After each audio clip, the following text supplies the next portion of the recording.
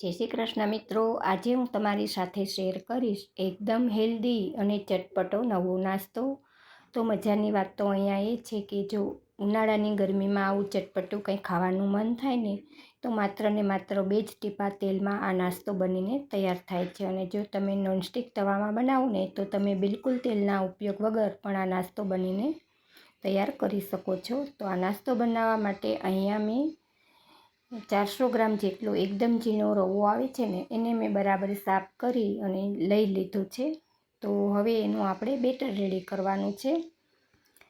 તો અહીંયા બેટર બનાવવા માટે મેં અહીંયા છાશ લીધી છે. તો મીડિયમ ખાટી છાશ હોય ને એવી છાશ લીધી છે. જો તમારી પાસે છાશ ન હોય ને તો અહીંયા તમે દહીં પણ લઈ શકો છો.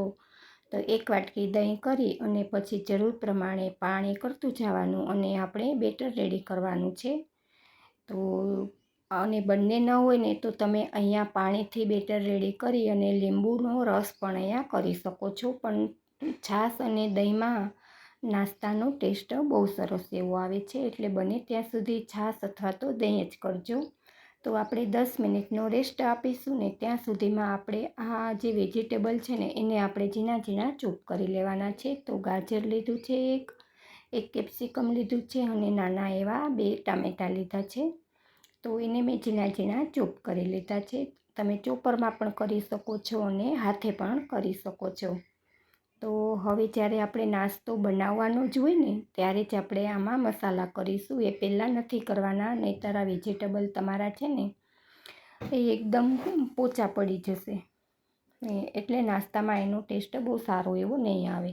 તો અહીંયા આપણે સ્વાદ પ્રમાણે નમક, હળદર પાવડર, ધાણા જીરું પાવડર અને હિંગ, આ બધા જ મસાલા આપણે વેજીટેબલના સ્વાદ પ્રમાણે જ કરવાના છે. વધારે આમાં ચડિયાતા નથી કરવાના, કેમ કે જે આપણે બેટર રેડી કર્યું છે ને એમાં પણ આપણે એ બેટરના પ્રમાણનો મસાલો કરીશું.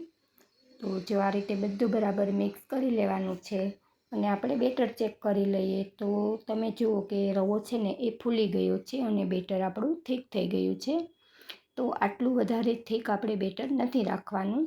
તો હવે પહેલાં તો આપણે મસાલા કરી લઈએ. તો આ છે આદુ અને મરચાંની પેસ્ટ અને હિંગ કરી છે મેં અડધી ચમચી. અને જો અહીંયા ચપટી જેટલા મેં ખાવાના સોડા કર્યા છે, જે આપણે ભજીયામાં વાપરીએ ને એ સોડા અહીંયા કરીશું. તો જો અહીંયા સોડા કરીશું ને તો રવાની એક ચિકાસ હોય છે ને એ પણ દૂર થઈ જશે અને નાસ્તો આપણો ઠરી ગયા પછી પણ એકદમ સરસ સોફ્ટ એવો બનશે. આપણે ગળામાં બિલકુલ ડૂચો નહીં વળે ખાતી વખતે. એટલા માટે થઈને આપણે થોડા એવા ચપટી સોડા કરીશું અને હવે સ્વાદ પ્રમાણે નમક કરી અને હવે હું તમને બતાવું બેટરની થિકનેસ.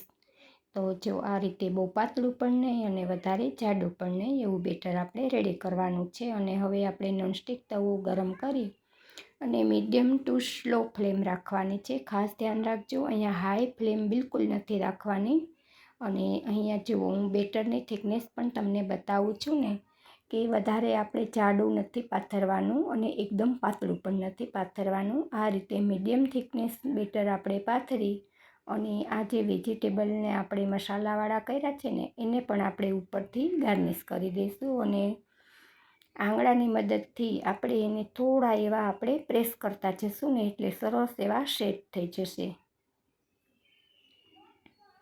તો જો આ રીતે દબાવી અને આપણે ઢાંકી અને 1 મિનિટ માટે મીડિયમ ટુ સ્લો ફ્લેમ ઉપર જ કૂક થવા દેવાનું છે. જો હાઈ ફ્લેમ રાખશું ને તો આ જે નીચેનું પડ છે ને એ દાજી જશે, એનો કલર બહુ સરસ એવો નહીં આવે. તો જુઓ હું તમને આંગળી ટચ કરીને બતાવું છું ને કે ઉપરનું પડ પણ ડ્રાય થઈ ગયું છે. આ સ્ટેજ ઉપર આપણે પાતળું એવું બેટર રેડવાનું છે, વધારે જાડું નથી કરવાનું, નહીંતર નાસ્તો છે ને તમને ખાતી સમયે ડૂચો વેડા કરશે. પણ જો આ રીતે ઉપરથી પાતળું એવું લેયર કરી અને પછી ફરી આપણે 1 મિનિટ માટે ઢાંકી અને કૂક થવા દેવાનું છે. જો આ રીતે આપણે કરશું ને તો આ નાસ્તામાં તો બીજી ખૂબી શું છે કે આ નાસ્તો તમે બનાવીને થોડી વાર રાખશો ને તો પણ એ અંદરથી ઠરશે નહીં. તો જો ઉપરથી થોડું એવું ડ્રાય થઈ ગયું છે ને તો હવે આપણે થોડું એવું તેલના છાંટ કરી અને આપણે સાઈડ પલટી દઈશું, જેથી કરીને નીચેનું પડ છે ને એ વધારે દાઝે નહીં. તો સાઈડ પલટી કરી અને ફરી આપણે 1 થી 1.5 મિનિટ માટે એને કૂક થવા દઈશું. તો જો મિત્રો આ મારો વિડીયો તમને પસંદ આવ્યો હોય ને તો પ્લીઝ વિડીયોને લાઈક આપજો અને તમારા ગ્રુપમાં શેર કરજો. અને જો ચેનલ પર નવા છો તો ચેનલને સબસ્ક્રાઈબ કરી અને સપોર્ટ આપવા નમ્ર વિનંતી. તો અહીંયા જો 1 મિનિટ પછી હું જોઉં છું ને તો હજી થોડી વાર આપણે રાખવાની જરૂર છે. તો અહીંયા અડધી મિનિટ માટે મેં ફરી થવા દીધું હતું. તો જુઓ તમે નાસ્તાનો કલર કેટલો સરસ આવ્યો છે. તો મીડિયમ ટુ સ્લો ફ્લેમ ઉપર જો આ નાસ્તાને આપણે 3 મિનિટમાં જ બનીને તૈયાર થાય છે. અને આ એક જથી તમારું પેટ પણ ભરાઈ જશે અને પેટ પણ તમને હળવું હળવું લાગશે.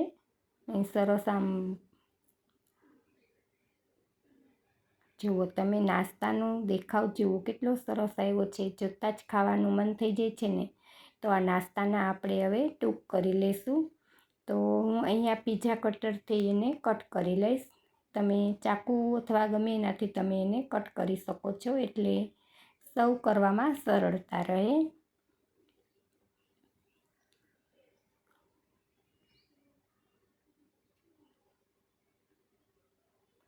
તો આ નાસ્તાને છે ને તમે ગ્રીન ચટણી સાથે, ટામેટો કેચઅપ સાથે કે નાળિયેરની ચટણી સાથે સર્વ કરી શકો છો. હું અહીંયા નાળિયેરની ચટણી સાથે તમને સર્વ કરીને બતાવીશ.